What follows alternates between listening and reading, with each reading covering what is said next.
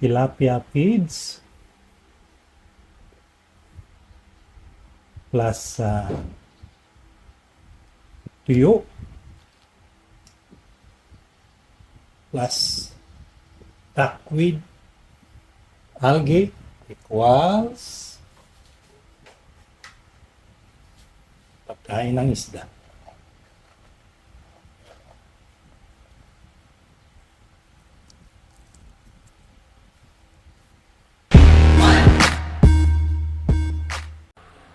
Today vlog, I will teach you how to make DIY Guppy food for 3 months for just 150 pesos.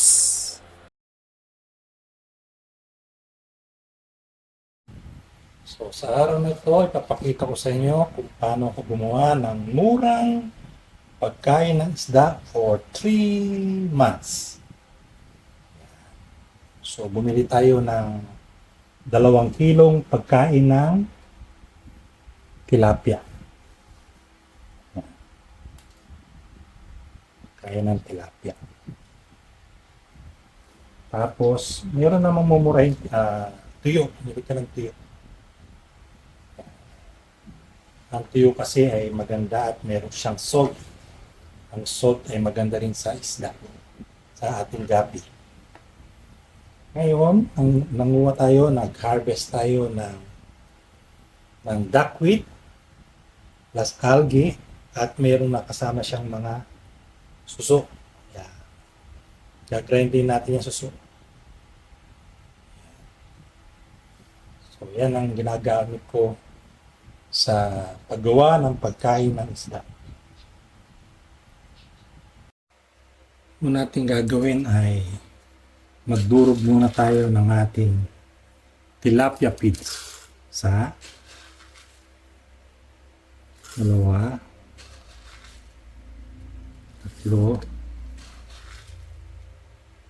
4. Tapos samahan natin ng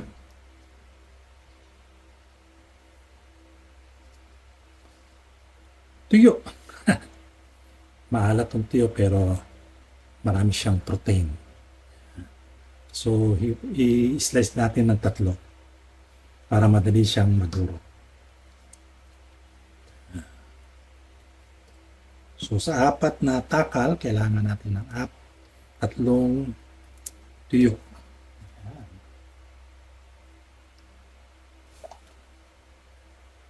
Tapos durugin lang natin siya.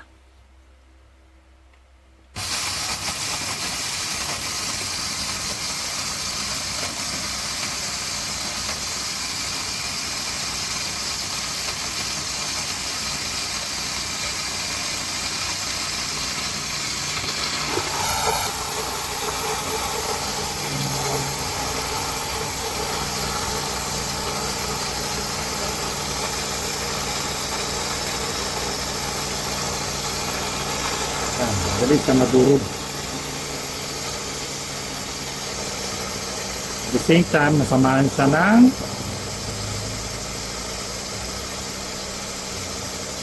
tuyo.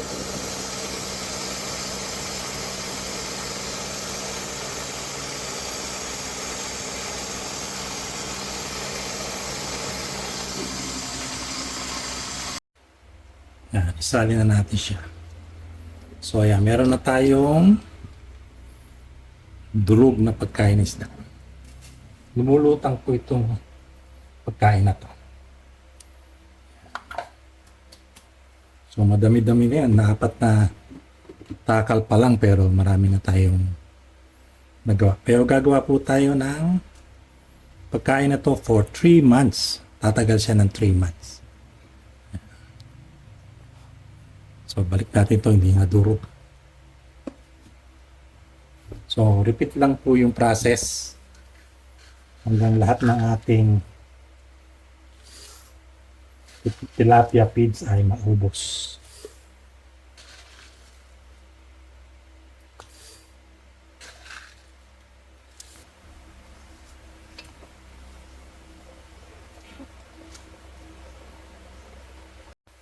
Pangalawa po natin gagawin pag natapos na natin itong i-grind ay hahaluan natin siya ng ating duckweed saka algae.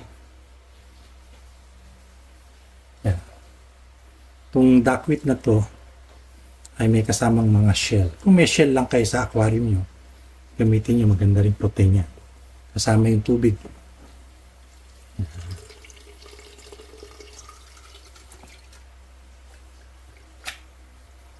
Yun. Tapos, haluan nyo ng dinurog nyong feeds. Yan. Yan natin kung tama lang yung tubig. Yan. Tama lang po. So, dagdagan natin konti hanggang maging ano siya, liquid.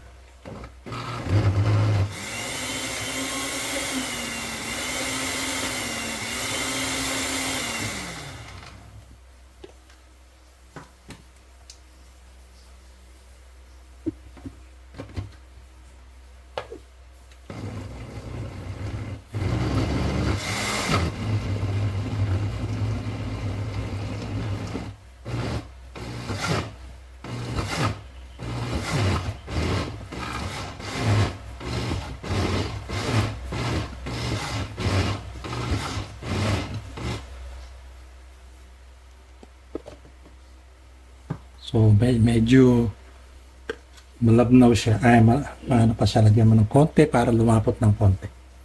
Yan. Palaputin natin ng konti.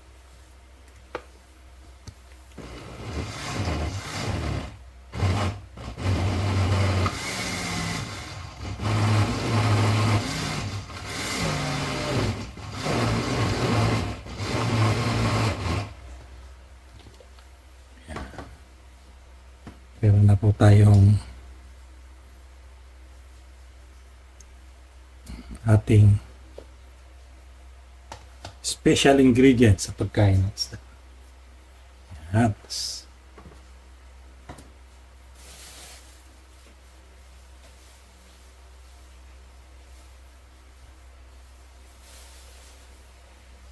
Gagawin natin ay patutuyuin natin siya rito. Araw.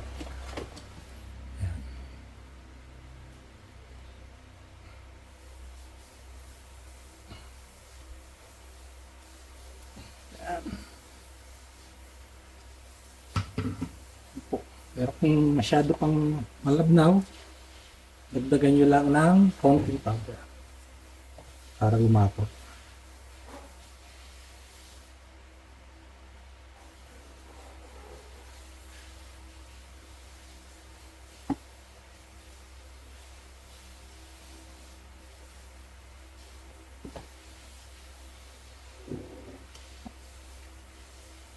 Yan. So, ang gagawin natin dyan ay patutuyuin natin siya sa araw.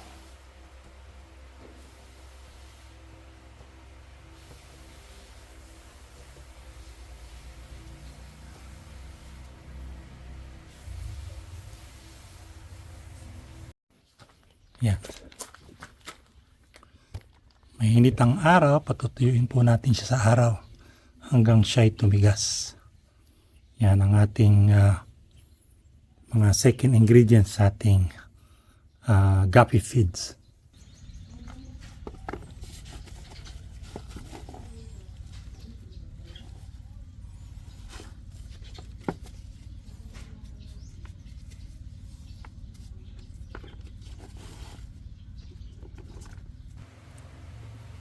So, ngayon naman po, i-grind natin itong ating pinatuyong duckweed at algae. Ayan na, para siya naging crunchy na po siya. Gagrind din natin siya. Sasama natin dun sa sa ating ginagrind. Para ito po ang duckweed ay sagana sa protein din po. Kasama ni mga snail dyan na durog. So, muli natin siyang dudurugin. Lagay natin dito sa ating, tapos isasama natin dyan. I-mix natin sila para marami siyang pagkukuhanan ng protein.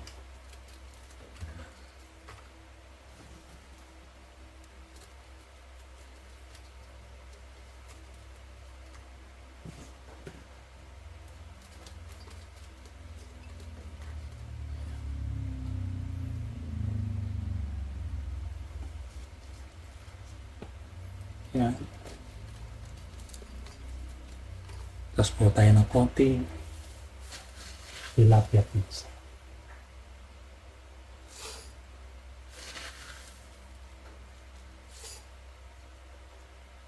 Tapos durugin natin sila ulit.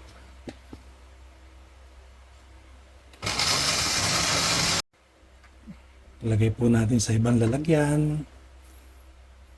Itong ating nadurog na.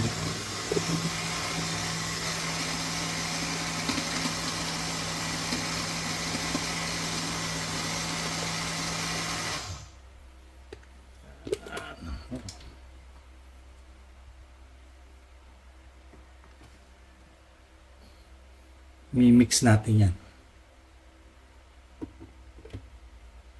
Yan. Ulit.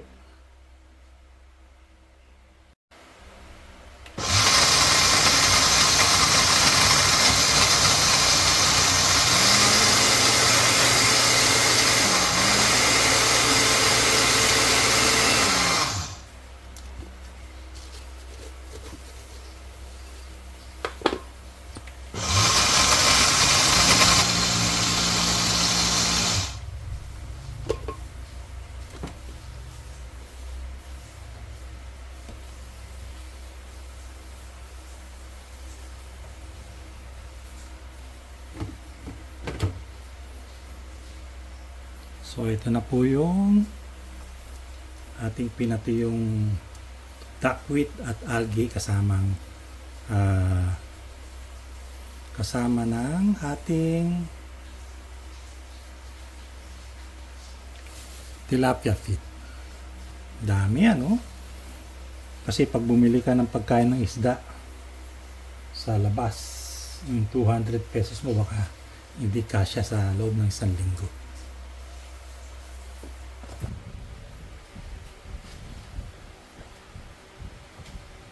So mix lang natin yung ating pagkain. Dami niya, no? Mga tagalan na yan. Mix lang.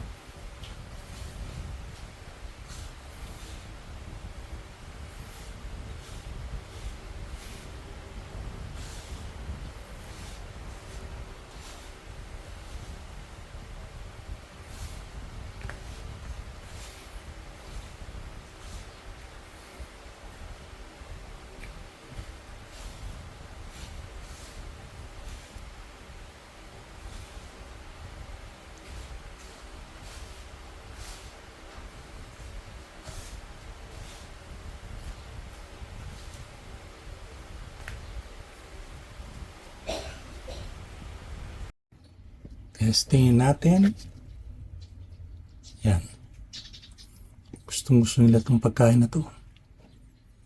Alam mo? At kita nyo ang lalaki ng isda ko. Yan lang po pinapakain ko sa kanila tuwing umaga. At nakalutang siya. Gustong-gusto ng isda. So, pahimsak ng isda.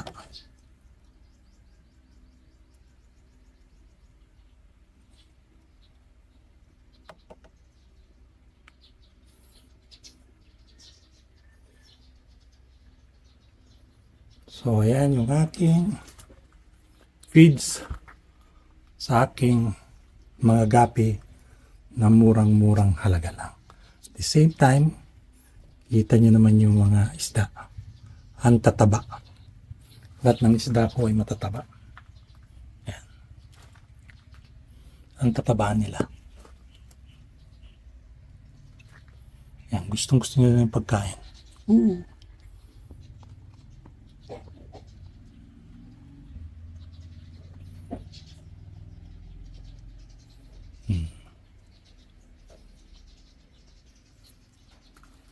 So, hopefully nagustuhan niyo ang aking vlog. Don't forget to like, share, and subscribe. Yan, ang taba ng mga isda. Ooh.